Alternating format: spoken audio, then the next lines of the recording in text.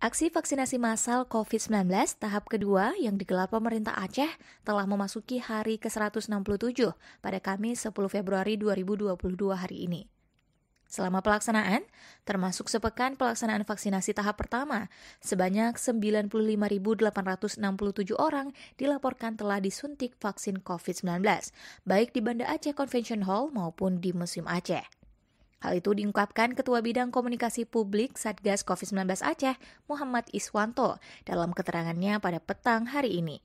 Lebih lanjut, sosok yang akrab disapa dengan Wanto oleh koleganya itu mengatakan, pada hari ini sebanyak 85 orang yang disuntik vaksin COVID-19 pada gerai vaksin pemerintah Aceh di Museum Aceh.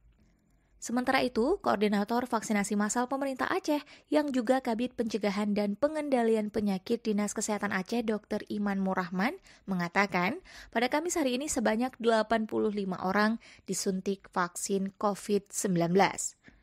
Dr. Iman juga menyebutkan vaksinasi yang dilakukan di gedung Museum Aceh itu tidak lepas dari dukungan TNI dan Polri, di mana selain vaksinator dari pemerintah Aceh, vaksinator dari Rumah Sakit Kodam Iskandar Muda dan Rumah Sakit Bayangkara Polda Aceh juga terlibat sejak awal pelaksanaan.